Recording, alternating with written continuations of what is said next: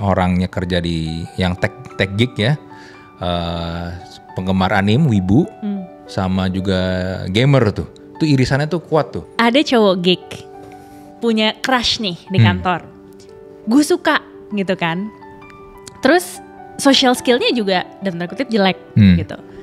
Udah mulai mandi, udah mulai pakai deodoran. Terus. Langkah berikutnya tuh apa sih? Mereka berpikir kalau networking itu adalah siapa yang mereka kenal. Tapi sebenarnya networking itu adalah siapa yang kenal lu dan value lu tuh seperti apa. Males, nggak mau capek, pengennya kalau misalnya ngerjain sesuatu langsung jadi cepet, ada impactnya langsung kelihatan, tapi kan tuh nggak bisa.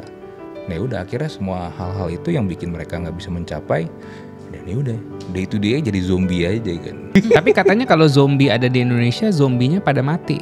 Karena yang dimakan nggak ada, orangnya nggak ada otak. That's new.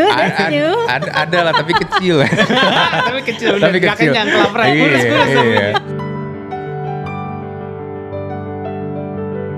Di dunia startup, kita semua berlomba jadi versi terbaik. Ngejar growth, scale up, cari traction. Tapi dalam prosesnya banyak yang tanpa sadar berubah jadi zombie. Sibuk growth hacking, lupa love making. Sibuk product launching, tapi hati belum ada yang landing. Aduh.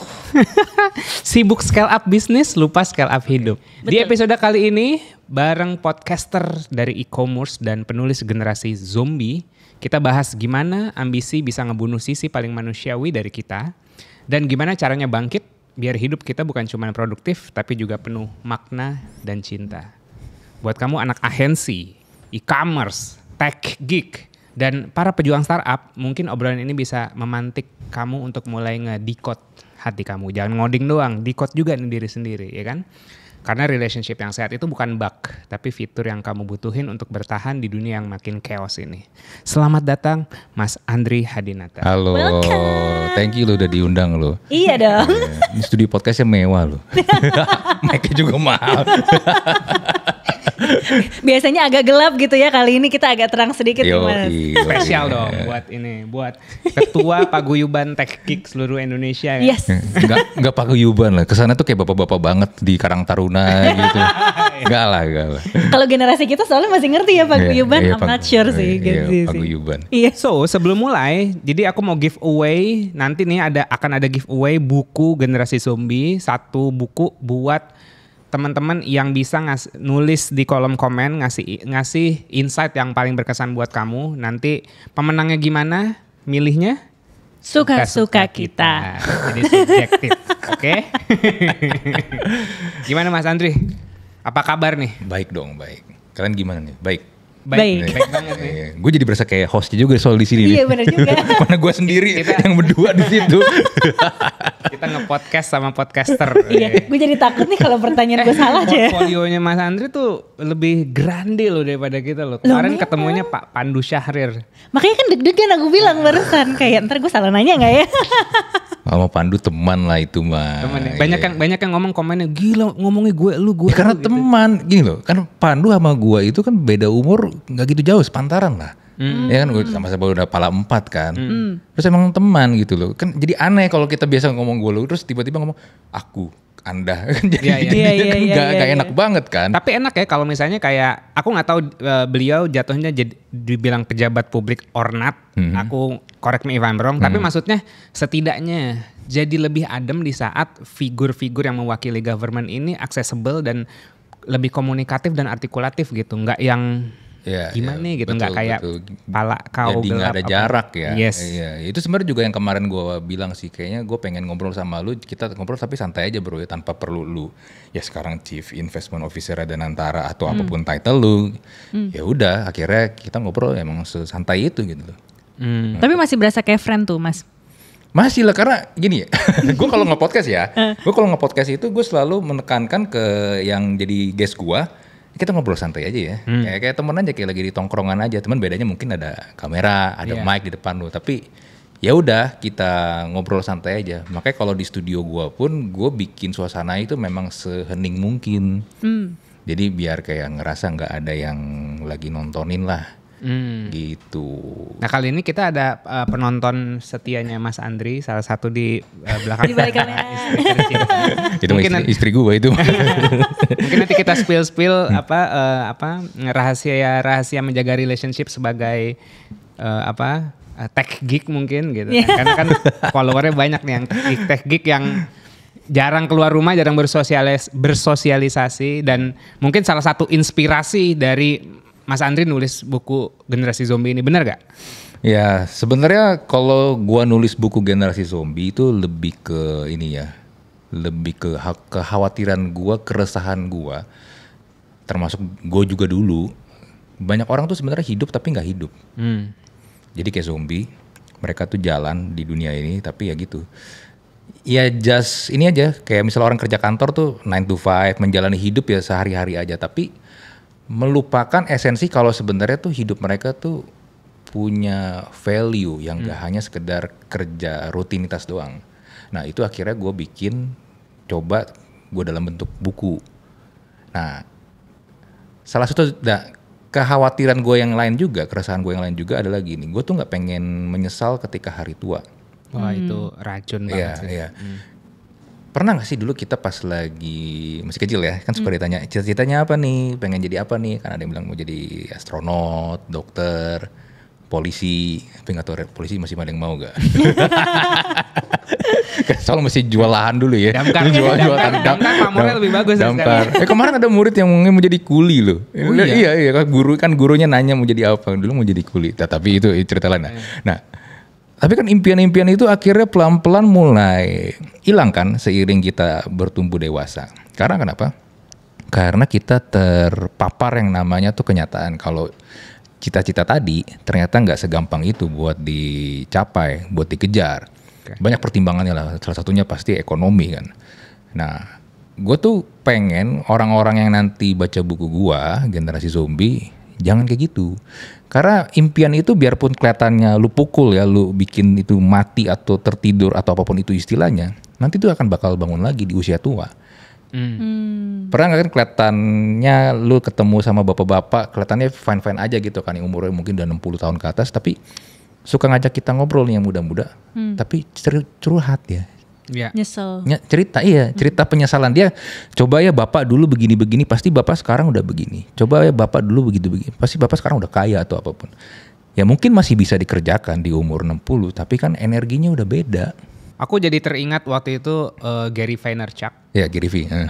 Menyarankan anak-anak muda ini spend waktu at least sehari seminggu atau sehari dalam sebulan untuk visit panti jompo.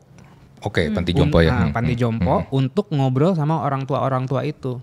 Biar dia ngelihat orang-orang yang, satu mungkin dia bisa dapat inspirasi, dua dia bisa ngelihat juga kayak orang-orang yang mungkin ada sesal, biar dia belajar dari situ. Gitu. Iya. Ya, walaupun nggak harus ke panti jompo juga, lihat orang-orang sekitar kita juga banyak sebenarnya yang kayak gitu. Ya makanya kalau gue nggak pengen orang-orang, terutama orang-orang terdekat gue lah, mengalami hal itu karena kasihan.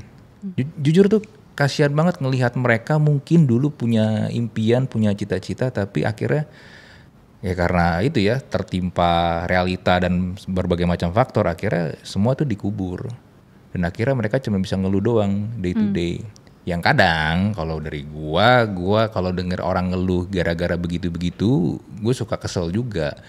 At least ketika umur lu masih sekarang let's say 30-40, lu masih bisa do something lah.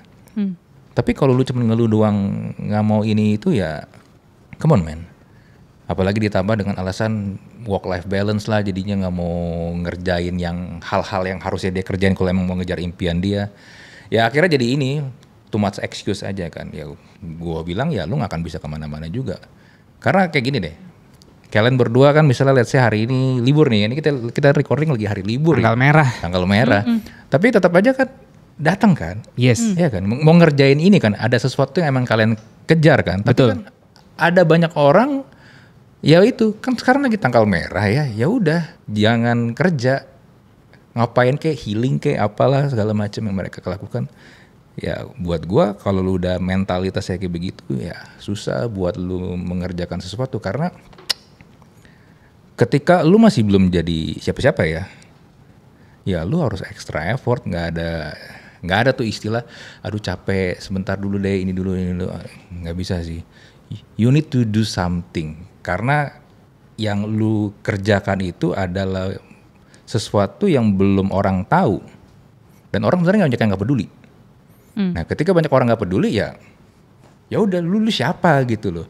Nah itu yang kadang-kadang menurut gue banyak orang lupa, sehingga males, nggak mau capek, pengennya kalau misalnya ngerjain sesuatu langsung jadi cepet, ada impactnya langsung kelihatan, tapi kan tuh nggak bisa. Nah udah akhirnya semua hal-hal itu yang bikin mereka nggak bisa mencapai, dan ya udah day to day jadi zombie aja kan. Ya tahu sendiri kalau nonton apa yang film-film zombie itu kayak Walking Dead, ya kan, ya mereka cuma jadi zombie. Tapi katanya kalau zombie ada di Indonesia, zombinya pada mati. Karena yang dimakan nggak ada, orangnya nggak ada otak. That's new. Ada lah tapi kecil. Tapi kecil. Kenyang kelaparan. Iya. Oke, Mas Andri, aku sebenarnya penasaran gini, karena tadi Mas Andri sempat mention nulis buku Generasi Zombie karena dulu pun juga begitu. So sebenarnya penasarannya kayak emang zombinya Mas Andri zaman dulu tuh gimana sih? Gini, gua kan memang berasal dari keluarga ya sebenarnya dibilang susah banget juga enggak, tapi dibilang kaya banget juga enggak, ya menengah lah, rata-rata lah. Tapi kan untuk diajarkan bagaimana kalau lu punya sesuatu keinginan terus dikejar itu kan nggak pernah ada. Yang gue tahu dulu adalah kalau lu sekolah yang benar, nanti lulus kuliah lu bakal dapat pekerjaan. That's it. Udah gitu kan. Dan akhirnya gue pun juga menyadari kalau ternyata selama ini kita tuh belajar di sekolah atau di kampus itu memang untuk mendapatkan pekerjaan doang. Tapi setelah gue pikir-pikir, ini yang gue belajar apakah memang sesuai atau apa ya? Gue mendapatkan perasaan ketika pertama kali kerja, kok kerja gini amat ya? Waktu itu industri apa Mas kerjanya? Bank, gue kerja di bank. Oke. Gue kerja di bank. Aneh gitu, kayaknya mengerjakan pekerjaan seperti ini dengan gue sekolah dan kuliah kemarin, kayaknya ada sesuatu yang menurut gue miss. Tapi kan gue masih belum nemu tuh, waktu itu tahun berapa ya, 2005-2006 baru lulus kuliah. Ya apalagi kayak informasi-informasi seperti ini kan masih belum terlalu banyak kan. Ya ada sih beberapa motivator yang bilang follow your passion lah atau apapun, tapi gue masih belum bisa menemukan itu. Karena kalau cuman bilangnya passion doang, oke, passion gue tapi apa? Nah itu kan yang banyak juga dirasakan sama orang-orang termasuk gue waktu itu. Apa sih yang gue pengen lakukan di dunia ini? Nah akhirnya gue sempet juga jadi agen asuransi, tapi ya itu juga kok kayaknya ada yang kosong gitu loh. Something is missing dari diri gue, sehingga ya itu akhirnya menjadi sebuah pencarian eksplorasi diri. Gue sebenarnya di dunia ini mau ngapain sih? Ada orang-orang yang sukses banget kan. Gue dulu tuh terinspirasi contoh sama Michael Jordan.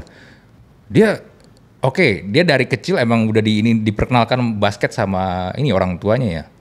Tapi bagaimana caranya dia bisa menjadi sehebat itu? Banyak anak kecil juga yang diperkenalkan basket sama orang tua ya, tapi why Michael Jordan is Michael Jordan gitu. Lalu ada Steve Jobs, why Steve Jobs is Steve Jobs kan? Tapi nggak semua orang bisa kayak mereka berdua. Sehingga gue mencari tahu apa sih yang mereka bisa lakukan sehingga bisa di titik di level tersebut. Dan yang gue temukan adalah mereka tuh menemukan sesuatu yang memang menjadi core, menjadi value yang memang mereka tuh pengen kejar.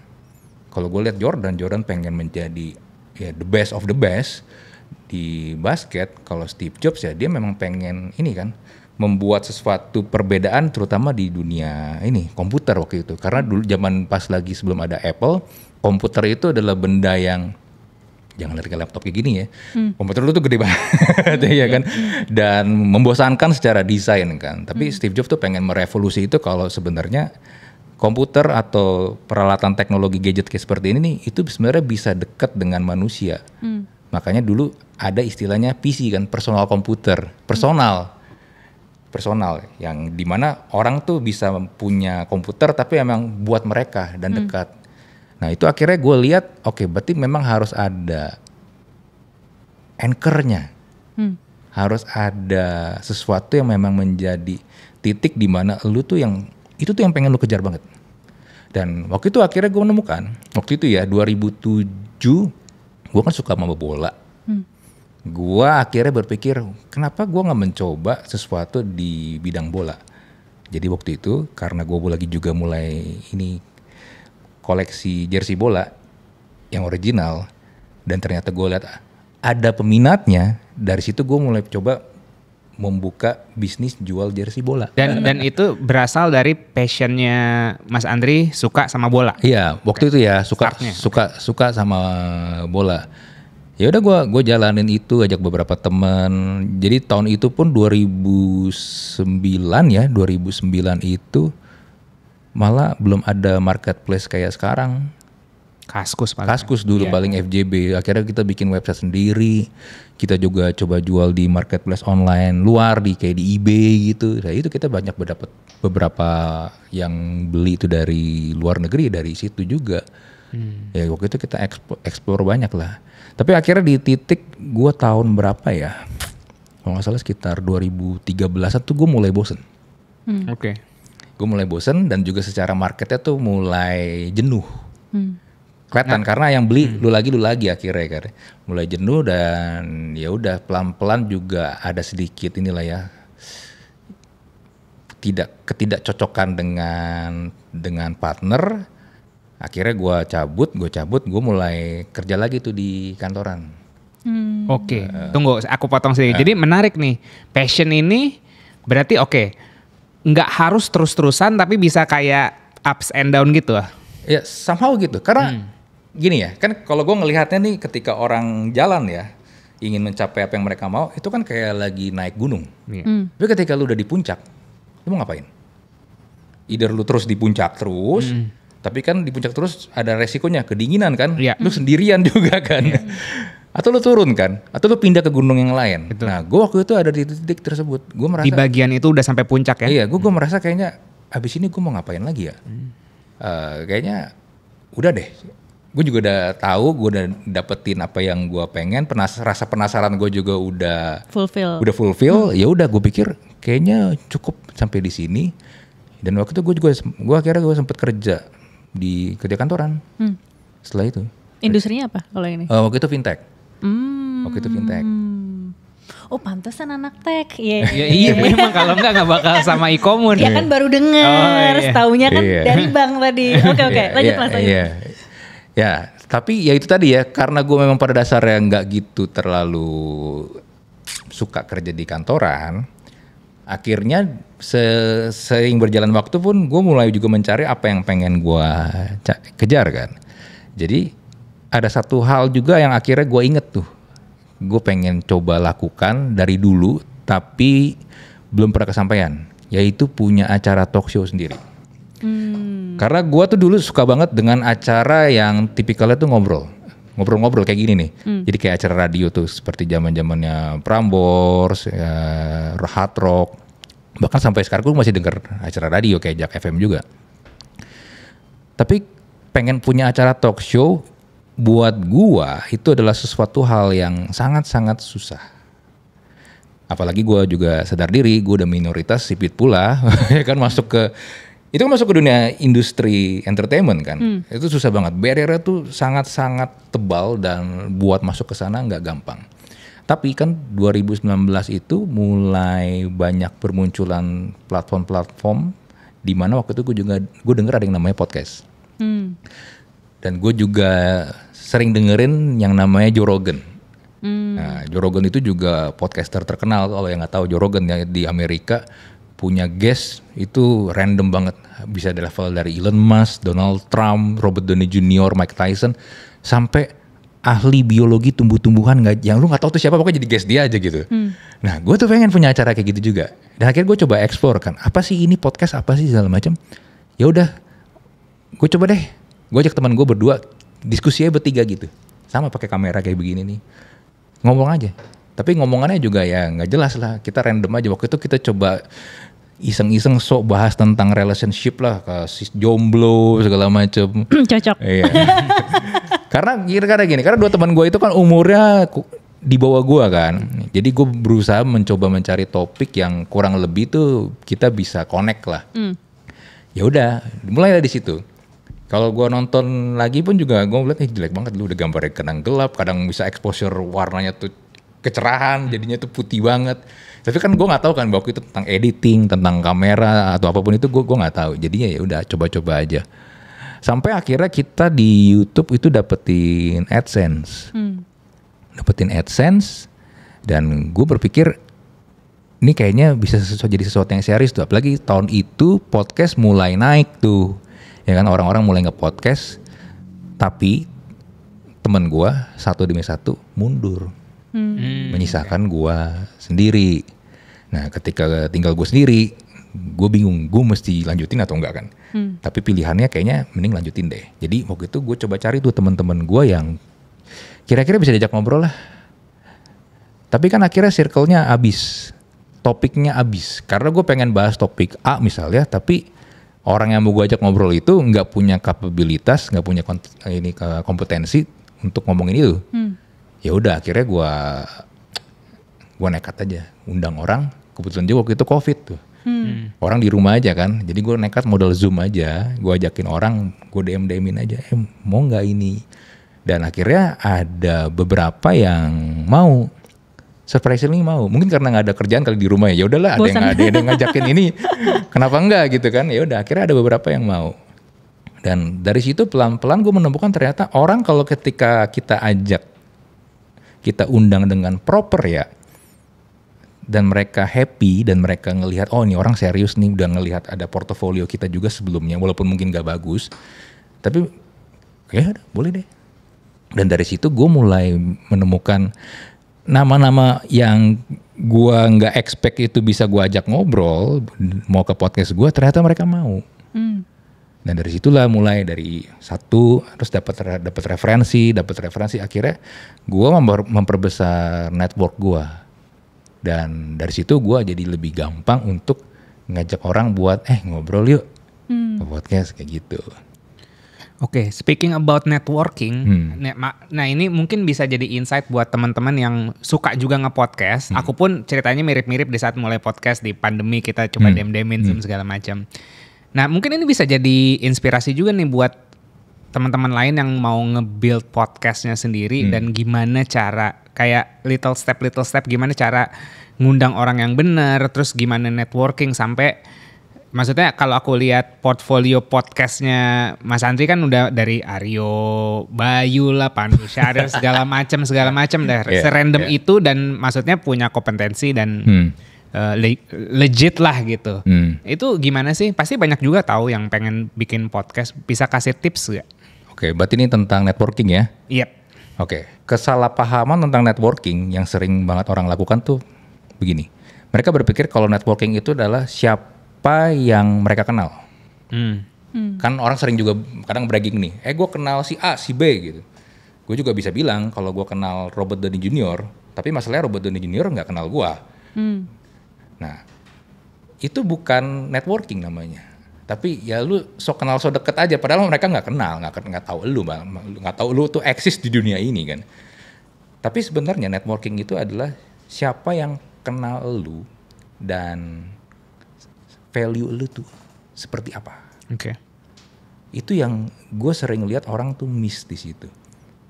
Nah, bagaimana caranya supaya orang tuh kenal lu dan value seperti apa? Ya, mau nggak mau, lu bikin karya, do something. Portofolio lu tuh apa? Bangun reputasi lu. Dari situ kan orang lihat kan. Ketika orang lihat, oh ternyata Andri ini punya podcast nih. Oh podcastnya ada si A, si B, si C. Wah, dia ngundang gue bahas tentang topik ini. Kebetulan gue pengen ngomong juga nih. Ya udah. Nah, ketika ngundang orang, ketika kita mengajak orang kenalan, hal yang pertama adalah lu tuh harus tahu dulu orangnya itu seperti apa. Profilnya tuh kayak gimana? Profiling lah. Kita lakukan profiling lah. Jangan kadang-kadang gini ya. gue pernah juga dan sering sebenarnya ada orang tuh DM gue entah di LinkedIn, entah di IG ya. Gue nggak kenal, tiba-tiba jebret ngajakin kerjasama. Udah ngomong panjang lebar, cuman kan gue merasa kayaknya nggak ada satu koneksi nih, karena gue yakin nih orang nih nggak tahu gue siapa nih ya kan. Cuman pengen ajak kerjasama aja, dan akhirnya gue tanya, lu tau nggak gue ngapain? Dan dia nggak tahu. Nah, ketika lu pengen ngajakin orang berkoneksi, networking, satu lu harus punya value dulu, lu punya reputasi tadi. Yang kedua, ya lu harus cari tahu dong orang yang lu ajakin itu dia tuh apa dan apa yang bisa jadi connect-nya. Nah sering banget tuh orang ngasal aja coba. Ya. Udah ngasal, nyapanya juga kurang ajar lagi. Sering kan di chat huruf P doang kan. Iya lagi. Kayak Abang Gojek. Iya kan. Nah menurut gua itu tidak sangat menggambarkan lu tuh tidak menghargai, lu tidak respect sama orang yang mau lu ajak ngobrol. Apalagi kalau nggak kenal ya. Nah, atau kalau enggak yang tipikalnya manggil doang. Halo Pak. Udah habis itu hilang. Gue cuekin sih. Iya. Siapa ini nomor gak dikenal. Terus kadang-kadang profile picture-nya antara nggak ada atau dia pakai profile picture gak jelas, avatar anime lah atau avatar Korea lah. Nah ini orang siapa sih mau ngapain gitu. Dan kadang-kadang juga nyebelin ya ketika lu coba bales, dia juga kayak orang blon gitu. Hah? Siapa ya? Jadi yang mungkin orang ngelihat itu menganggap itu sepele kali, padahal itu penting ya untuk kayak ngelihat ini siapa orang ini gitu. Iya, exactly. Apalagi kalau sebenarnya tuh lu yang butuh lo. Iya. Gue tuh kadang suka ngelihatnya gini, orang nggak tahu diri, tangan lu tuh masih begini loh, ya kan? Tangan lu tuh lagi meminta, bukan tangan lu yang begini. Lu bukan tangan yang memberikan power atau memberikan uang gitu kan, tapi tangan lu tuh sebenarnya lagi minta. Tapi ya gitu kelakuannya udah kayak ya gitulah petantang-petantang. Itu nyebelin banget. Dan gue sering banget akhirnya ketemu sama orang-orang yang kayak begitu, yang akhirnya menurut gue emang orang ini nggak layak emang dikasih kesempatan. Karena lu tidak tahu attitude, sopan santun, gimana caranya lu bersikap, bagaimana caranya ngobrol, berkomunikasi. Ya kan nggak bisa lu kayak lagi ngomong di rumah kan. Lu di rumah mungkin bebas mau ngomong kayak gimana juga kan. Tapi kalau lu udah ketemu sama orang-orang di level-level yang berbeda ya, lu harus tahu menempatkan diri dong. Jangan lu masih tetap kayak lagi di rumah. Nah itu tuh yang gue sering lihat. Nggak tahu diri intinya bro. Intinya nggak tahu diri. Biasanya ada satu reason yang andalan orang-orang yang kayak bilang susah networking karena gue introvert. What's your take? Alasan tai kucing gitu. Ya kan aku kan introvert, aku nggak bisa bergaul. Gitu. Gini. Introvert itu bukan berarti nggak bisa bergaul. Kan perbedaan antara introvert sama ekstrovert tuh bukan karena yang satu suka bergaul, yang satu nggak bisa bergaul kan. Tapi kan adalah bagaimana tuh mereka mengolah energi. Ya. Iya kan. Ekstrovert itu mengolah energinya ketika mereka bertemu dengan orang banyak. Betul. Ya. Sedangkan introvert itu ketika lagi sendiri. Bedanya itu doang. Gue juga basically introvert. Gue tuh di rumah sangat-sangat membosankan. Tanya istri gue. Benar dia, apakah? Dianggukin. Gue tuh ya paling nggak betah kalau liburan. Serius, gue liburan tuh paling mentok gue bisa merasakan ini ya nuansa liburannya paling 2 hari doang mentok. Setelah itu entah bagaimana ya gitu, gue merasa ya udah kayaknya nggak ada sesuatu hal yang bisa gimana gitu di liburan ini. Ya paling ya lihat tempat baru, habis itu ya udah gitu doang aja. Ya sampai segitunya gue. Tapi kenapa gue bisa bekerja sekarang di pekerjaan gue yang sekarang? Ya karena gue pengen, dan itu tidak karena gue introvert akhirnya menghalangi gue. Ya setelah ada acara ketemu dengan orang banyak capek. Energi gue tuh ini banget, aduh pulang tuh gue pasti kayak merasa lelah banget nih, kayak ada sesuatu hal yang mesti gue ini dulu deh, gue kayak perlu punya waktu sendiri, at least minimal main game lah, atau kalau enggak ya nonton, udah setelah itu ya gue bisa fulfill lagi. Tapi kalau disuruh emang ketemu dengan banyak orang, gue juga cukup struggle. Itu sebabnya kalau ada acara-acara conference atau apapun, gue sering juga diundang, gue tuh jarang datang. Apalagi kalau undangannya cuma suruh datang duduk sebagai audiens, kan gue ngapa-ngapain ya? Iya. Gue bingung gue mesti ngapain gitu loh. apa yang harus gue lakukan gitu loh. Karena begitu banyak orang lu di tengah kerumunan, gue bingung mesti ngapain. Ya kadang gue bisa kenalan atau ada orang-orang yang kenal sama gue, manggil gue, nyapa gue, it's okay. Tapi mending gue datang kalau emang lu kasih gue purpose gitu ya. purpose lah. Apa kayak ngisi sesi kayak atau apapun, gue mungkin akan datang lah. Tapi kalau cuman ngeliatin orang gitu, ya gue masih merasakan hal kayak begitu. Tapi bukan berarti itu menjadi halangan lu nggak bisa ngapa-ngapain, menjadi penghalang lu untuk let's say kenalan sama orang, nggak juga. Introvert asal.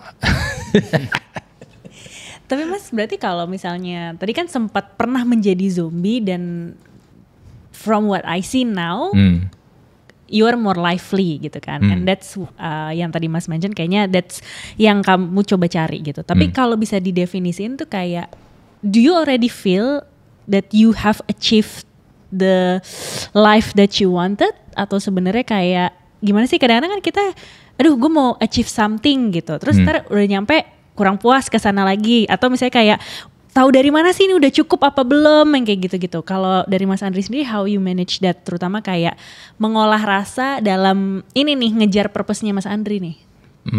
Kalau untuk di titik sekarang gue masih belum puas sih. Karena menurut gue masih banyak yang bisa gue stretch lagi. Terutama kalau talk about podcast ya.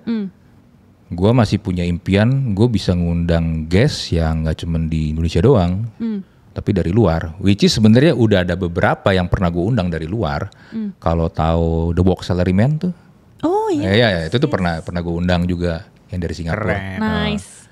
Nah, tapi ya itulah, gue masih belum merasa gue udah di puncak gitu loh. Jadi gue tuh masih pengen coba explore, gue juga pengen stretch seberapa jauh gue bisa. Minimal ya, gue punya guest, gue ngomong sama mereka, let's say pakai bahasa Inggris, enak gitu. Jadi nggak cuman ini. Apa wishlistnya, siapa wishlistnya? Wah, kalau wishlist Oke, kalau wishlist kan bisa macam-macam. Wishlist yang paling achievable sekarang, yang kayaknya bisa aja nih, udah deket gitu. Belum ada sih jujur belum ada sih. Tapi yang gue pengen banget salah satunya Dwayne Johnson. Itu juga salah satu orang yang inspirasi gue. Gue suka banget sama itu orang. One day gue pengen banget bisa, ya gue nggak tahu apa itu bisa achieve atau enggak, tapi one day gue pengen banget ngundang dia. Lalu siapa lagi ya? Elon Musk, gue juga pengen banget bisa ngundang dia. Robert Downey Jr. Banyak orang, terutama di Amerika sih, gue pengen banyak yang orang-orang yang pengen gue undang. Karena terinspirasi sama Joe Rogan ya. Iya. Jadi menurut gue akhirnya gue masih belum puas sih. Kalau mungkin orang sekarang ngelihat gue bisa ngundang, gue berapa kali juga ini kan dikasih komen, gila lu ini circle-nya A1. Apa kertas, gue bilang A1. Gue maunya A4 karena A1 susah difotokopi, gue bilang. tapi apa ya, buat gue itu masih belum sebuah hal yang menurut gue tuh kayaknya this is enough gitu. Gue masih pengen lebih gitu loh. Oke lah, gue kenal dengan beberapa orang yang ya mungkin menurut orang-orang tuh kayaknya itu unreachable lah di negara ini. Nah, tapi I don't know, kayaknya masih bisa lebih sih. Dan kayaknya gue juga masih pengen melakukan sesuatu hal-hal yang lain.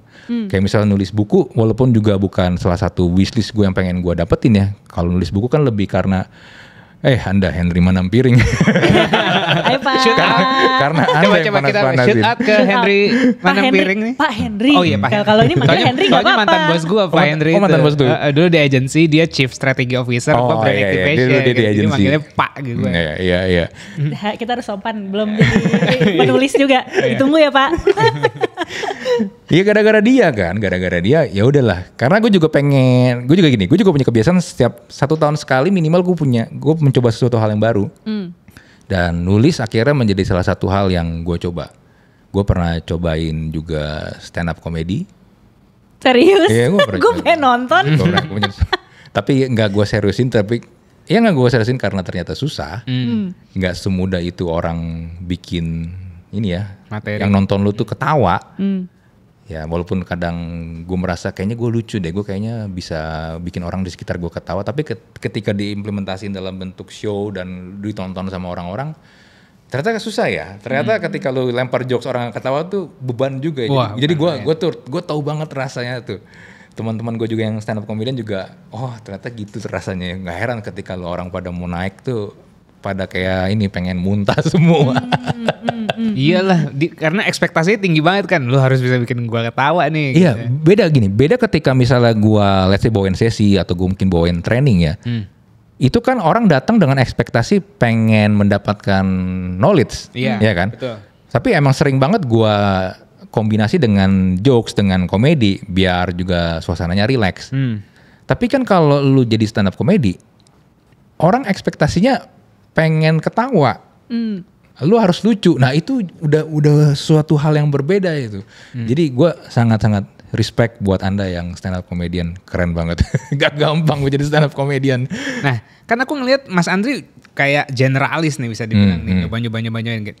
Correct me if I'm wrong, apakah itu suatu usaha untuk menggali passion-passion yang sebenarnya kemarin terkubur atau gimana? Kalau memang iya, gimana sih orang bisa menggali lagi passion-passion yang kekubur terus kayak wah dibersihin lagi, oke kayaknya biar mengkilat lagi dan bisa kepake lagi. Gue lebih ke penasaran sih. Gue kepo aja, gue pengen nyoba men-stretch diri gue ya. Gue tuh bisa sampai sejauh mana kalau ketika gue mencoba hal ini atau hal yang lain, gue bisa sampai sejauh mana? Apakah ini cocok sama gue atau enggak? Karena kalau gue sekarang, karena memang gue pengen punya acara talk show, which is itu udah tercapai ya. Tapi gue ngelihat ternyata dari side dari podcast ini nih punya macam-macam nih. Nah itu yang pengen gue tetap explore, yang supaya biar gue tuh bisa relevan.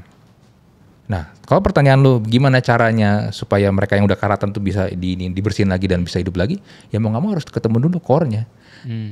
Core-nya apa? Cobain dulu. Sampai lu mentok, sampai lu udah jumpa litan, emang akhirnya nggak bisa, udah bertahun-tahun nggak bisa, ya udah mungkin lu perlu coba cari yang lain. Tapi lu harus ketemu core dulu. Karena kadang yang gue lihat juga, orang tuh pengen, hari ini pengen jadi pakar marketing. Minggu depan, kayak susah jadi pakar marketingnya, persaingannya banyak, ini. Ganti, pengen jadi chef. Tapi pengen jadi chef, masak Indomie aja gagal. Terus gimana? Ganti lagi minggu depan. Nggak bisa gitu juga, harus jelas gitu. Harus jelas maunya apa, konsisten dulu kerjain. Lalu lihat dong secara perkembangan, developmentnya tuh gimana? Ada perkembangan nggak? Kalau masih gitu-gitu aja ya mungkin bukan tempat lu. Kalau contoh mungkin ada yang suka nanya ke gua pengen jadi podcaster. Ya udah, lu sebelum bikin podcast, lu pernah nggak dengar lu ngomong? Artikulasi lu kayak gimana? Tone lu bisa nggak lu mainin naik turunnya? Kalau lagi serius seperti apa? Kalau lagi santai seperti apa? Terus lu pernah nggak lu rekam, lu kasih denger ke teman-teman lu atau ke keluarga lu? Mereka komennya gimana? Nah kalau itu aja belum, ya lu coba dulu. Sampai akhirnya lu ketemu titik di mana oke, ini nih gue bisa dapetin. Ini tipping pointnya di sini. Emang nggak ada rumusnya kapan harus berapa lama ya. Sometimes memang lu harus lakukan terus aja secara nanti sampai ketemu momentumnya. Tapi aku penasaran dengan berbagai kayak gurita project dari Mas Andi Jamanjar. Gurita Cikeas. Kalau dulu kan gurita Cikeas. Ini kan gurita project. Gurita Cikeas. Ya kan, tapi kan pasti ada kepalanya, ada otaknya. Maksudnya kayak ada purpose yang kayak core-nya tuh apa gitu. Mungkin kan correct me if I'm wrong lagi, podcast kan cuma jadi salah satu channel aja, ekspresi manifestasi dari sebuah purpose ini gitu. Kalau boleh tahu sebenarnya yang anchor-nya tuh apa sih? Pengen ngapain? Apakah emang pengen nampar-namparin anak muda biar pada bangun? Makanya kayak, jangan kayak gue gitu kan. Terus makanya bikin kayak buku generasi zombie, podcast dan segala macam. Mungkin kalau dicari lagi yang bener-bener jadi anchor-nya, gua tuh nggak pengen nanti one day gua mati ya. Udah mati aja. I don't know kalian ngerasain kayak gini juga. Kalau ngelihat ada orang yang meninggal, lalu dikubur atau ada yang juga dikremasi, setelah itu ya mungkin keluarganya masih ada yang berduka, tapi I don't know, sometimes ya udah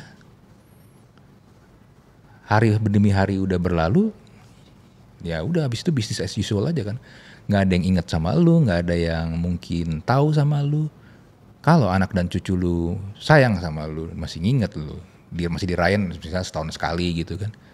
Tapi kalau enggak, nah gue berpikir kalau pengen diingat ya mau nggak mau berarti gue harus membuat sesuatu yang orang masih bisa pakai atau orang masih bisa lihat ketika gue udah nggak ada. Ya akhirnya ya dari karya. Steve Jobs meninggal 2011, orang masih ingat karena ada Apple kan. Ya, itu kan legasinya dia kan. Iya. Atau misalnya contoh yang lebih jadul lagi nih, Bruce Lee. Bruce Lee mungkin orang sekarang ngelihat dia adalah pelopor dari terutama orang-orang Hong Kong ya, orang-orang China bisa masuk ke Hollywood. Karena kalau nggak ada Bruce Lee, yang buka jalan nggak ada tuh yang namanya Jackie Chan dan yang lain-lain kan. Nah itu kan legacy yang dia tinggalin dan orang masih inget. Ada patungnya dibikinin di Hong Kong kan di mana tuh di dekat pinggir pelabuhan gitu kan. Iya. Ya gue pengen itu sih. Gue nggak pengen nanti mati itu. Ya udah orang nggak ingat sama gue. Teman gue 2021 tuh meninggal gara-gara COVID, bro. Habis itu meninggal, gue masih DM sama dia sebelum dia meninggal tuh. Besokannya dia meninggal soalnya. Gue DM sama dia, bro lu kenapa? Jadi dibilang dia GERD, tapi kayaknya komplikasi nih, karena kena COVID juga. Oh ya udah, gue bilang sama dia, cepet sembuh ya bro, ya udah. Udah, besokannya dia meninggal. Dia meninggal, udah gitu doang. Padahal dia itu punya impian pengen jadi magician. Lagi dikerjain, maksudnya emang lagi dikerjakan, dia lagi meniti karir itu. Gue tahu karena dia juga masuk ke circle-nya magician yang di Indonesia kan. Tapi memang belum dapat momentumnya lah sampai bisa namanya itu naik.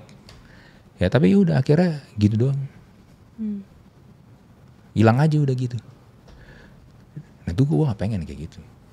Nah makanya gue juga gak pengen juga yang lain-lain juga ngerasain yang kayak gitu. Karena it sucks ketika lo cuma tinggal nisan doang. Habis itu udah.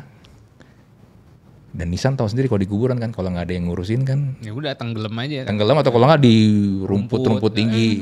Kalau lu lagi datang ke sana buat ziarah, biasa tuh yang bersih-bersihin ngikutin lu tuh. Iya. Duit. Bener. Iya kan? Karena pura-pura lagi bersihin ininya nyapu-nyapu gitu. Gue tuh nggak pengen kayak gitu. Minimal inilah ada sesuatu yang masih bisa gue tinggalin gitu lah. Jadi mungkin siapapun yang kenal gua atau mungkin gua kan emang nggak punya anak, tapi ya minimal siapa gitu tahu oh ini karyanya om gua nih, oh ini karyanya ini yang masih bisa long lasting gitu. Kalau dulu bercandaan kita teman-teman yang umur 30-an yang belum nikah atau punya anak, dia mengekspresikan nurturing energinya itu miara kucing, anjing. Ya. Dia bikin project. Benar. Ada yang piara kucing, piara anjing. Gue sebenarnya pengen piara anjing tapi salah satu halangannya adalah gue tuh nggak tega kalau gue pergi gue tinggalin. Jadi masih belum gue. Tapi sedih-sedih gitu. Iya, gue tuh nggak tega ngeliat dia tuh ditinggalin. Karena gue ngeliat juga beberapa kayak di video gitu kan. Kalau kita pulang dia udah nungguin banget di depan pintu. Nggak ini gue nggak tega. Mbak emang nggak nungguin di depan pintu? Nggak ada mbak gue di rumah. Maksudnya istri. Kan kalau dia ikut nggak bisa kan? Oh, iya. Oke. Kalau dia ikut nggak bisa. Nah ini nih, kalau balik lagi ke vibe tech geek dan sebagainya, aku bisa melihat begini. Cuman ada hitungan jari teman-teman gue yang geeky yang kayaknya berrelationship. Iya. Yang berhasil akhirnya nikah. Betul. Iya kan? Betul. Ada yang sekarang mungkin masih di FX pakai glow stick sama JKT48 umur 30. Serius? Ada. Dari 10 berapa yang nikah? Nggak ada lagi? Iya maksudnya nggak kayak nggak ada memori yang signifikan teman-teman gue yang di warnet gitu ya. Ya paling 1-2 orang yang kelihatan kayak oke, dia bisa nikah akhirnya atau berrelationship gitu. Karena kan kalau udah masuk ke dunia itu jatuhnya ya, imajinasi yang akhirnya dulu mungkin aksesnya ke situ susah gitu kan, sampai ya mungkin wibu-wibu atau geek segala macam gitu. Gue dulu kerja di JKT48. Gue dulu manajemen JKT48. Ya kelihatan banget nih kayak aduh ini kelihatan gitu kesuraman kelihatan gitu. Kayak cuma bisa desire tapi nggak bisa dapat gitu ya. Kayak doang tapi nggak mau ya nggak mau balik ke diri sini kayak memantaskan diri untuk bisa ngedapetin apa yang dia mau gitu kan. Tapi itu kata yang tepat kan, memantaskan diri kan. Yes. Itu kata yang tepat kan. Bener. Banyak orang emang nggak tahu diri karena masalahnya. Yes. Dan tapi orang-orang kayak gini tuh sebenarnya bukan orang-orang bodoh, Mas. I know nggak bodoh. Pinter-pinter. Programmer, bikin bisnis, bikin community segala macam gitu. Tapi kenapa bisa begitu ya? Maksudnya di percintaannya malah tumpul. Nah kalau dirimu kan masih ada permainannya terbukti juga nih. Iya gitu. benar. Coba bisa kasih tips kisi-kisi gak buat giki-giki yang di luar sana? Masalahnya kan pinter bukan berarti social skill-nya bagus kan. Dan menurut gue emang pada jelek aja social skill-nya sih. Apa sih yang menyebabkan mereka kayak gitu dan gimana cara ininya? Keluar dari situ? Gini lah, gue ngelihat ya orang-orang yang ini irisannya irisannya kelihatan ya orangnya kerja di yang tech geek ya, penggemar anime, wibu, sama juga gamer tuh irisannya tuh kuat tuh, gak beneran? Iya. Gue berapa kali ke Taman Anggrek kalau ada eventnya yang wibu-wibuan, itu pasti tuh mirip-mirip tuh orangnya tuh. Baunya mirip-mirip juga. Bau orang gak mandi. Sorry guys, ketahuan deh. Guys, gue juga begitu. Maksudnya gue berhak ngebully kalian karena gue dulu kayak gitu. Gue bisa keluar. You've been there gitu ya. You've been there. Okay. Karena yang akhirnya gue lihat karena mereka sangat-sangat terekspos dan sangat-sangat juga suka terhadap 3 dunia itu. Di mana tidak terlalu tidak terlalu membuat lu tuh berinteraksi sosial dengan orang-orang di sekitar. Jadinya itu tadi tumpul, nggak tahu gimana caranya untuk ngobrol. Dan mereka suka cewek gak? Ini berarti konteksnya lagi ngomongin cowok kan? Betul. Benar. Suka cewek kan? Tapi kan idola-idola yang mereka lihat itu kadang-kadang juga, I don't know ya. Ya itu tadi mengeksploitasi desire mereka doang. Nggak ngelihat diri mereka sendiri gitu. Let's say gini deh, sukanya anime. Oke, spek mereka spek yang anime gitu. Pengennya yang kayak contoh apa ya anime ya? Naruto deh, misalnya kalau yang modelnya kayak Sakura lah, atau kayak misalnya di Evangelion tuh yang kayak si Rei gitu kan. Ya, secara penampakan di anime emang itu kan digambar sama komikusnya kan memang cakep kan. Proporsional badannya, mukanya kan. Gitu. Iya. Apakah ada yang bentukannya kayak gitu di dunia nyata? Mungkin ada. 0,1%. Iya mungkin ada. Tapi kan gini, oke lah lu suka dengan cewek-cewek yang modelannya kayak begitu. Lu punya ekspektasi, lu punya kualifikasi pengen punya cewek yang kayak begitu. Tapi kan itu yang tadi, pantas gak lu mendapatkan orang yang kayak begitu, cewek yang kayak gitu? Karena nggak bisa dipungkiri juga, kalau lu pengen menjalin hubungan, lu juga harus ngelihat si orang yang mau lu kejar, cewek yang mau lu kejar itu seperti apa? Nggak sesempurna itu padahal. Iya. Lalu pertimbangan berikutnya, dia dari lingkungan sosial yang seperti apa, status ekonomi yang seperti apa. Nah, lu bisa nggak di level yang sama? Makanya kita tuh juga kita juga banyak terekspos sama cerita-cerita kayak Disney yang princess-princess kayak begitu. Atau kalau enggak film-film romantik yang udah menjadi akhirnya pop culture kayak Titanic. Lu lihat Titanic deh. Bayangin ya, si Leonardo DiCaprio itu kan jadi Jack Dawson. Dia itu kan kayak buruh di pelabuhan kan. Yeah. Sedangkan si Rose yang diperankan sama Kate Winslet itu adalah ningrat. Yeah. Ya, dia bangsawan. Oke lah di film kelihatannya ini kan a great love story lah.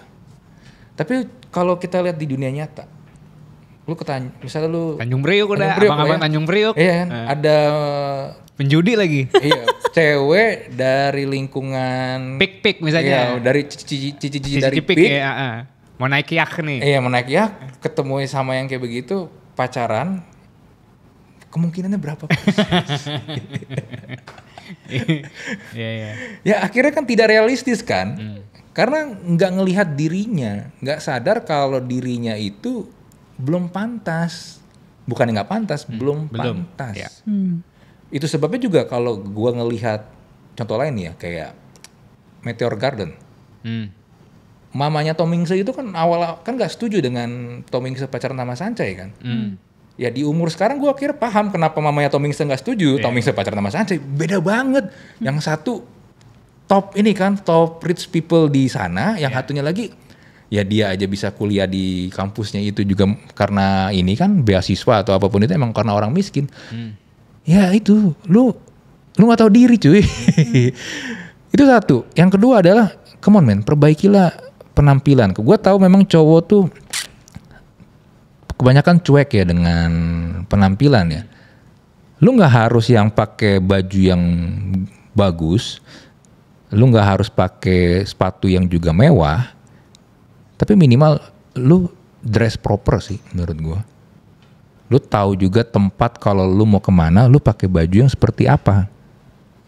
Ya itu, dan juga ya itu mandi. Balik lagi tahu diri lagi ya sebenarnya.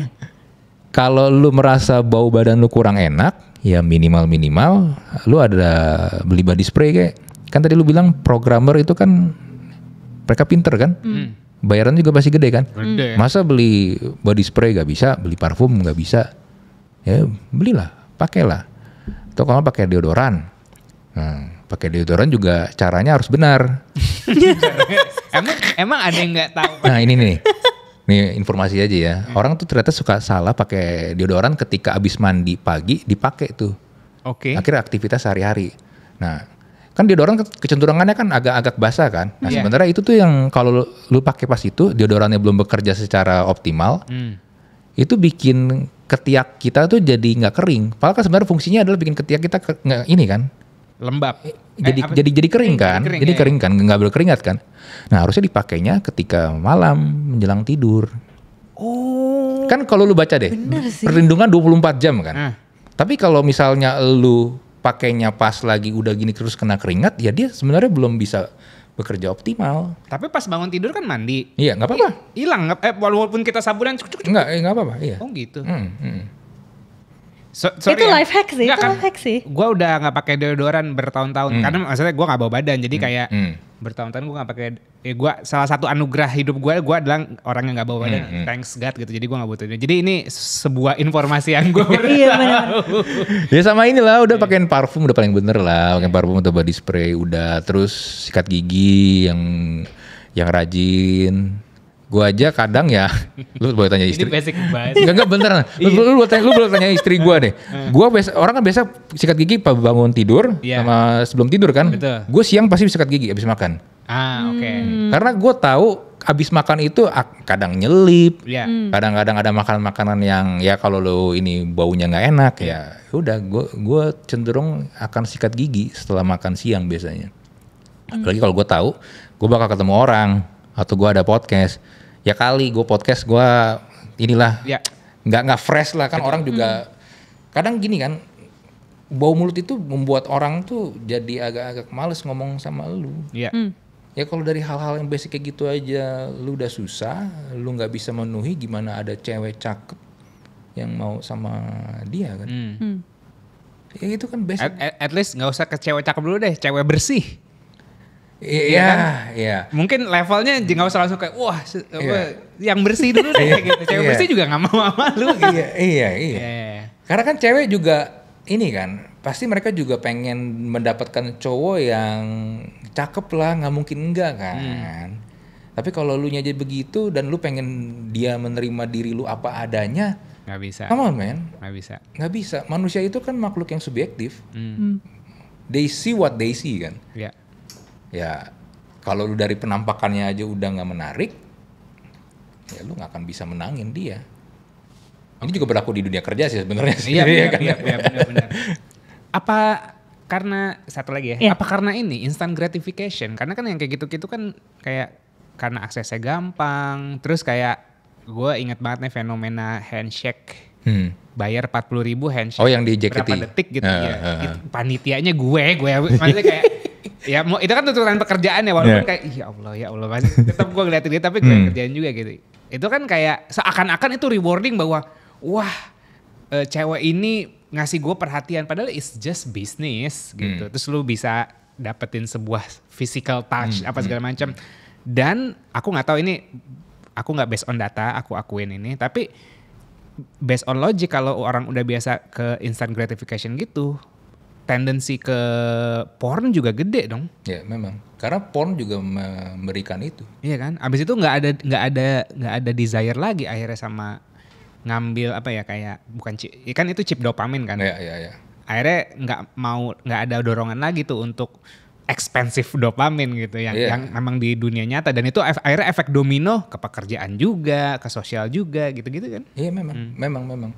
Karena mendapatkannya itu mudah kan. Jadi merasa nggak ada effort. Sedangkan ketika lu pengen mendapatkan hati dari seorang cewek nih, kan nggak kayak gitu kan. Bukan lu cuma hanya ngeklik doang kan atau lu mencet doang di handphone kan. Enggak kan, beda dong. Itu baru hati ceweknya doang, belum hati bapak emaknya lu. Lu gak tahu perjalanan gua nih sama presentasi di depan mak bapaknya. Iya, digila sih. Udah kayak pitching deh, gokil.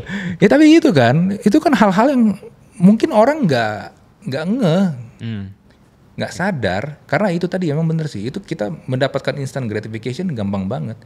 Ya, porn memperparah itu semua, karena berpikir semua cewek akan telanjang di depan mata lu, ya semudah itu. Ada yang pernah bilang sama gue, tapi gue lupa siapa, tapi gini, raja zaman dulu itu kan bisa punya permaisuri, bisa punya selir ratusan, banyak kan. Betul. Dalam semalam pun dia bisa dengan mereka semua bareng-bareng telanjang bareng-bareng pun it's okay. Tapi itu raja zaman dulu. Cowok-cowok sekarang yang mas-mas biasa pada umumnya itu bisa lebih banyak lagi cewek-cewek yang dia lihat secara telanjang. Perbandingan raja zaman dulu ngelihat cewek telanjang sama mas-mas biasa ngelihat cewek telanjang lebih banyak mas-mas lebih biasa. banyak mas-mas biasa. Karena apa? Karena itu. Make sense. Karena internet. Dan mereka berpikir ya cewek akan dengan gampangnya datang seperti itu. Makanya kan kalau misalnya ada beberapa juga kejadian ini ya pelecehan seksual, ya karena dia berpikir ini cewek pasti mau juga sama gua. Come on man. Nggak bisa nahan impulsif gitu ya. Iya, dan abis itu nyalain ceweknya. Iya. Lu sih pakai baju kebuka gitu-gitu. Iya, kalau yang namanya pelecehan, pemerkosaan bukan salah ceweknya, bukan salah baju ceweknya, tapi salah lu. You cannot control your dick. Iya kan? Betul. I can control it for my wife. Alhamdulillah wa syukurillah. Itu gak sih? Jadi aku tuh sambil dengerin tuh gini, gila gue baru sadar betapa gikinya kamu sayang. Gue geek dulu. kayak obrolan ini tuh aku kebayang, aku punya kakak kan dia juga suka main games gitu-gitu kan. Ini adalah obrolan yang mirip kayak kalau dia cerita sama gue tuh gue cuma kayak oh ya I know, tapi kayak oke, jadi gue cuma dengerin dari tadi kayak lucu banget. Ini something dunia baru buatku. Aku survive dari level masturbasi sama kartun. Aku survive dari situ. Iya benar sih, sampai alhamdulillah punya istri ya sekarang ya. Ya. Nah ini menarik sih karena kalau Mas Andri tadi sampai bilang gini, sesimpel mandi dan pakai deodoran aja, banyak teman-teman yang ternyata belum aware dan belum menggunakan itu secara maksimal. Sekarang kalau misalnya nih, ini kita bego-begoan aja ya Mas ya. Ada cowok geek punya crush nih di kantor, gue suka gitu kan. Terus social skillnya juga dalam tanda kutip jelek gitu. Udah mulai mandi, udah mulai pakai deodoran. Langkah langkah berikutnya tuh apa sih? Maksudnya kayak if you can empathize dengan orang-orang ini gitu ya, apa sih Mas tips dari kamu buat make a move atau kayak tadi ya, tahu diri, make a progress lah gitu, terutama dalam mendekati wanita ya. Sebagai geek yang sudah sukses menikahi seorang wanita. Betul, dan menikah itu kan soalnya challenge-nya lebih panjang lagi kan, because this is relationship management gitu. Kita juga harus ada manajemennya. Tapi tuh belakangan lalu nggak usah mikirin manajemen dulu, acquiring dulu deh. Lu bisa nggak mendapatkan perhatian si cewek itu gitu? Kayak what would your take Mas? Gua ngajak ngobrol sih, itu dulu aja. Sapa, kenal, lu coba lihat kalau gue ngobrol sama dia nyambung gak sih? Terus dia juga nyaman gak ngobrol sama gua? Kalau itu aja di awal udah enggak, ya udah memang kayaknya enggak nih. Tapi kan ada juga tipikal yang merasa oh kayaknya belum nih, dikejar. Ya it's okay, dikejar gak apa-apa. Tapi kalau akhirnya dia risih sama lu dan ujung-ujungnya gak suka sama lu, ya balik lagi, tahu diri aja. Ngobrol aja sebenarnya. Nanya kabar, keluarga, apapun lah, hobi, kan sebenarnya banyak bahan obrolan kan. Banyak yang bisa dibahas. Ya cuman lu juga perlu tahu juga nih cewek sukanya apa aja nih. Jangan sibuk ngomongin diri sendiri juga. Kalau tadi contohnya wibu kan ya itu. Wibu itu kan ngomongin anime. Ya kan? Game. Ngomong pakai bahasa Jepang, watashi gini. Iya bener. Apaan sih lu? Watashi bener. Dicampur-campur. Tapi kalau ceweknya ilfil kan malas sama lu kan. Jangan dong, jangan. Ngomong yang proper lah, come on lah. Sesuai tempatnya. Sesuai tempat. Kalau lagi di Japan Matsuri masih ada gitu. Ya, let's say lo ke festival Jepang nggak apa-apa lah ngomong watashi mungkin ya. Iya, tapi kan kalau misalnya ngomong sama cewek lu atau calon cewek yang mau lu jadiin pacar nih, ya kalau dia nggak nyambung, dia nggak relate, kan ya omongannya nggak ini kan, nggak nyambung dong. Ya kan, kalau ngomongnya aja udah nggak nyambung, ya apa yang mau lu expect bisa hubungannya lebih? Lihat stand up komedian aja mukanya kan standar-standar tapi bininya cakep-cakep tuh. Ya kalau itu Juga sih, benar. ya itu sama juga mungkin ada karena faktor nggak bisa dipungkiri, cowok yang punya famosity itu pasti punya nilai lebih. Cowok-cowok yang tampil itu pasti punya nilai lebih, dan buat cewek juga pasti akan merasa oh gue mendapatkan cowok yang begini nih, itu pasti ada nilai plusnya, nggak bisa dipungkiri. Stand up comedy kan yang sukses apa lagi ya, itu kan punya banget itu, famous gila. Atau mungkin ini karena sering bikin ceweknya ketawa. Kayaknya gitu deh. Jadi nggak kelihatan. Nggak kelihatan. bisa juga, itu juga bisa. Nggak clear banget gitu jadi. Ternyata pas udah married loh kok beda. Iya benar-benar. Tapi Mas kalau misalnya, oke, let's say tadi adalah untuk gig yang baru pertama kali mau make a move gitu kan. Nah, kalau boleh kasih insight juga nih Mas Hendrik. Misalnya ada, gue capek nih hidup sendiri, feeling lonely, gue pengen punya pasangan hidup. Tapi kan kadang-kadang how kita melihat sebuah pernikahan itu kadang-kadang realitanya kan tidak seindah yang kita bayangkan kan Mas gitu. Kayak ada gak sih mungkin some takes atau insight kayak sebelum giki-giki ini memutuskan kayak oke, gue mau married with someone or not, apa aja sih yang mereka perlu manage ekspektasinya nih, terutama yang tadi mungkin berbeda dengan kartun, wibu and anything gitu. Ada take gak Mas? Ekspektasi yang menurut gue harus di manage adalah ketika lu married bukan menjadi happily ever after sih. Dan yang lu nikahi itu adalah bukan orang yang sempurna. Karena ketika lu udah serumah, lu udah tidur bareng, ya lu akan menemukan orang-orang ini ternyata kok punya hal-hal yang kayaknya gue kurang srek deh. Apa yang bisa diperbaiki ya? Apa yang bisa kita kompromiin ya? Itu kompromi sih yang penting sih. Karena ketika udah serumah akan ada kebiasaan-kebiasaan jelek yang mungkin nggak sesuai dengan lu akan kelihatan semua. Itu yang harus diinin sih, karena tidak akan menjadi happily ever after kayak di cerita-cerita Disney. Kan kalau Disney kan stopnya di situ kan, they married happily ever after. Kalau di wibu gimana di kartun-kartun anime? Sama juga. Oh sama juga. Sama juga. Jarang banget diceritakan seperti itu kan. Iya sih, benar sih. Struggle kayak gitu kan, pasti mereka akan happily ever after juga. Nah itu yang mungkin harus ekspektasinya dan juga kompromi sih dengan hal-hal tersebut. Karena kalau enggak ya lu akan ngomel aja tentang kejelekan-kejelekan dia. Tapi make sense gak sih kayak asumsiku kenapa orang akhirnya sulit berkompromi karena tadi social skill-nya aja belum terlatih.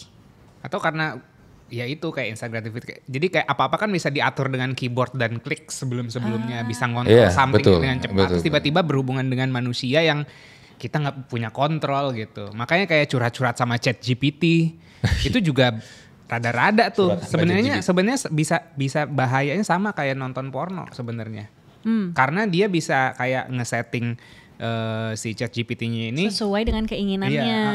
Iya, betul. gimana, what's your take? Ini lucu nih yang Connection curhat-curhat ya? pada ChatGPT. Iya, gue kemarin belum lama bahas itu tuh. Curhat sama ChatGPT iya sih.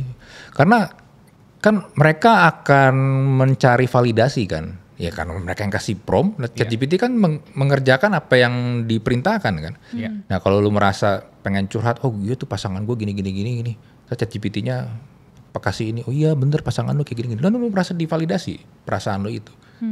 Emosi lu jadi divalidasi, itu bahaya sih. Karena nggak ada yang ngelawan kan. Iya, nggak ada friksi ya. Nih nggak ada yang mengcounter opini lu, nggak ada yang mengcounter emosi lu itu kan. Sedangkan kalau manusia bisa. Nah, Dan itu perlu. Kan? itu perlu karena ya kalau emang kita lagi goblok, emang perlu ada yang kasih keplakin pala lu, lu goblok banget sih. Balik lo ke dunia nyata Iya kan? gitu ya. Karena kalau enggak ya udah mereka akan melakukan hal-hal bodoh. Karena kalau lihat hal-hal bodoh itu terjadi ya karena nggak ada yang kasih tahu. Nggak ada yang memberitahu mereka kalau itu goblok. Ini apa lucu, ada satu cuplikan. Si Muslim, tretan Muslim lagi diundang sama Om Deddy. Terus lagi ngebahas model rambut dia dulu yang kayak Vegeta tau kan. Oh iya. Terus kata si Jadi pesulap ya? Kata si Muslim apa kata Coki aku lupa gitu kayak ini namanya gaya rambut nggak ada temen. Kok nggak ada temen, kenapa? Kalau lu punya temen pasti ada yang bilang ini tuh jelek. Iya, emang. Gunanya teman kan itu kasih tahu, kayak itu bodoh deh. Yap. Sejam lebih ya? Nggak berasa loh. Iya. Seru banget ya. Kalau receh gini, maksudnya kayak bukan receh sih, tapi kayak ringan gitu. Ringan tapi relatable tuh nggak berasa. Kalau ngobrol. Kalau berat baru kayak kepalanya gitu ya. Panas gitu. Jadi berasanya kok belum panas kepala gue, tapi kok enjoy gitu kan. Tapi soalnya ada beberapa tamu-tamu kita yang memang kita ajakin ngomong yang berat-berat gitu. Gitu. Panas tuh kepala kita kayak udah sejam belum sih gitu. Udah gitu. Oh iya pantas gitu. Ini tuh nggak berasa. Oke. Ngomongin tentang kayak balik lagi sedikit tentang kayak zombie generasi zombie. Kan dirimu udah ngewawancara orang-orang yang bisa dibilang sukses di bidangnya. Pola apa yang Mas Andri lihat dari orang-orang itu sih supaya mereka nggak jadi zombie gitu? Polanya kalau yang gue lihat ya kebanyakan dari mereka tuh emang adalah orang-orang yang memang tahu apa yang mereka pengen kerjakan. Mereka tahu apa yang mereka pengen kejar di dunia ini dan benar-benar dikejar, benar-benar dilakukan, bukan yang cuma ya gue pengen ini, habis itu udah nggak dikerjakan.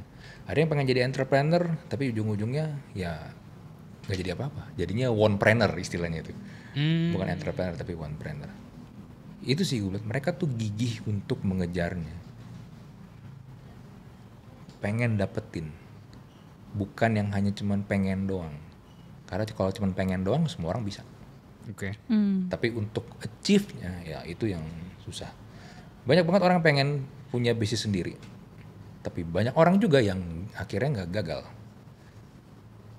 Dan gue lihat juga ya orang pengen punya bisnis sendiri sebenarnya tuh nggak semua orang layak loh. Kenapa nggak semua orang layak? Karena emang susah banget. It's very hard. It's very hard. Apalagi kalau tadi udah kita sempat bahas kan, liburan itu harus liburan, healing, work-life balance. Oh nggak bisa men. Kadang 24 jam aja nggak cukup kalau lu memang punya sesuatu yang pengen lu kejar kan. Itu yang gue lihat. Mereka tuh adalah tipikal orang-orang yang memang ya apapun gue lakukan untuk mendapatkan impian gue itu, walaupun harus mulai dari bawah ya it's okay. Kayak Aryo Bayu adalah contoh yang menurut gue menarik, walaupun dia itu sepupunya Wulan Guritno. Ketika dia balik dari New Zealand ke sini pengen mencoba menjadi aktor, tapi ya dia mulai dari casting, dari ekstra segala macam. Gak ada privilege akses. Gak ada. Dia cerita sama gue, Wulan cuman bilang, oh ya udah coba ke sini. Tapi tidak diperkenalkan. Oh ini ininya. Nggak perlu ganti undang-undang dong. Nggak perlu ganti. Mulai ngerempet. Nggak perlu itu. Ya itu dia salah satu contoh yang menurut gue ya dia bangun karir dari bawah sampai akhirnya di titik dia sekarang gitu. Nah itu, punya nggak mental untuk seperti itu, karena memang nggak gampang. Dan di buku ini gue pun sebenarnya gue tulis di bab 1 sampai bab 7 itu gue kayak manas-manasin orang supaya kejar passionnya, tapi di bab 8 kalau nggak salah itu gue bilang jangan kejar passion lu. Jadi di tengah-tengah malah gue putar balik kan. Karena kenapa? Karena ada hal-hal yang lu harus perhatikan dalam mengejar passion. Dan bukan berarti mengejar passion itu lu harus menjadi entrepreneur atau buka bisnis sendiri. Ya kan? Lu kerja sama orang pun itu juga tetap bisa menjadi passion lu. Let's say misalnya lu desain grafis atau lu suka ilustrasi, lu ilustrator atau lu animator. Kan lu gak harus punya studio sendiri kan. Lu bisa kerja mungkin sama Pixar, sama Disney, apapun lah. Nah itu. Karena banyak pertimbangan ya sebenarnya. Makanya ketika itu lo harus lihat, oke, gue pengen kejar passion ini. Passion sendiri berasal dari bahasa Latin kan, to suffer kan, passio, to suffer. Bukan sesuatu hal yang menyenangkan sebenarnya. Kalau yang menyenangkan tuh namanya hobi. Itu bedanya itu. Nah, lo lu rela menderita untuk mengejar itu. Lalu yang kedua, lu punya nggak skill untuk mencapai titik tersebut? Kalau lu gak punya skill di situ, ya lu latih dulu lah, lu belajar dulu lah. Gue juga waktu podcast, ya gue punya basic communication skill, gue belajar. Tapi itu tidak cukup untuk podcast. Karena podcast itu kan ada the art of interview. Lalu juga ada bagaimana lu, tadi ya networking, connect sama mengundang orang-orang tersebut. Lalu menciptakan obrolan yang terus bisa kita panjang, yang bisa kita maintain supaya obrolan itu nggak dead air. Ya, itu gimana caranya? Itu gue belajar lagi. Lalu gimana caranya menciptakan ini theater of mind. Jadi orang-orang yang nonton atau orang-orang yang lagi dengerin podcast gue, seakan-akan mereka tuh ada di depan atau di sebelah kita, lagi dengerin obrolan kita. Nah itu juga belajar lagi. Tapi kan kalau gue nggak belajar, ya gue nggak bisa mendapatkan esensi itu. Nggak bakal bisa ngundang figur-figur yang signifikan. Iya. Dia mau. Betul, karena orang berpikir cuma ngobrol doang, tapi sebenarnya kan ada teknik-tekniknya loh. Ada teknik supaya gimana caranya obrolan ini bisa kita panjangin. Dari satu obrolan bridging itu gimana caranya? Itu kan ada ilmu-ilmunya. Nah itu Mas belajar dalam tanda kutip formal atau emang kayak otodidak? Kebanyakan otodidak sih. Karena kan nggak ada sekolahnya sebenarnya kan. Walaupun akhirnya mulai pelan-pelan ada yang bikin pelatihan gitu. Tapi gue lebih banyak akhirnya belajar nanya temen gue nanya temen gue yang penyiar. Gimana sih kalau lu lagi siaran bisa bikin obrolan kayak begitu? Oh caranya gini. Karena sebenarnya kan ilmu podcasting sama ilmu radio tuh mirip kan. Gue tanya ke mereka. Lalu gue coba cari tahu lagi. Oh misalnya kalau mau interview, teknik interview tuh ada apa aja sih? Ada building rapport, oke. Lalu kalau mau bikin supaya bridgingnya tuh enak, mulus, terus obrolan bisa panjang gimana? Oh ada lagi yang namanya segue. Terus semua gue belajar, semua itu. Gue cari tahu. Sama gue juga liatin orang-orang yang jadi podcaster itu kalau mereka ngobrol tuh nanya tuh gimana. Ngelihat cara ngelihat lawan bicara, cara mereka misalnya excited mendengar omongan dari lawan bicaranya. Nah itu gue juga belajar. Jadi bukannya gue lebay, kadang-kadang kalau ada yang bilang, ada yang lagi ngomong gini, wah gila banget ya men. Tapi itu cara gue untuk appreciate apa yang mereka sampaikan gitu. Kalau mereka ngomong, wih gue gini. Oh gitu. Oh yaudah deh. Pertanyaan berikutnya ya bro ya. Enak banget kan. Jadi gue appreciate apa yang mereka sampaikan gitu. Nah itu kan perlu belajar. Karena kalau gue nggak belajar ya itu obrolannya akan tadi kan bilang drop. Itu gue lagi matiin omongan dia gitu loh. Emosinya lagi begini-begini lagi seru. Oh oke. Yaudah deh. Coba pertanyaan berikut bro. Iya. Jelek banget. Iya. Nah ini kita masuk ke ujung-ujung nih. Ada ini aku nggak pakai format kita biasanya, tapi menarik aja ada beberapa pertanyaan yang kayaknya cukup sifatnya gamification. Oke. Dan mungkin dilematis. Oke. Gamification dan dilematis. Oke. Iya, gamification Saya dan- observasi dulu ya, Gak ini apa-apa. baru soalnya.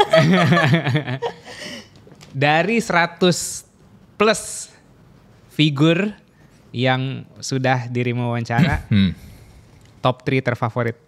Interesting. Oke, top 3 terfavorit ya.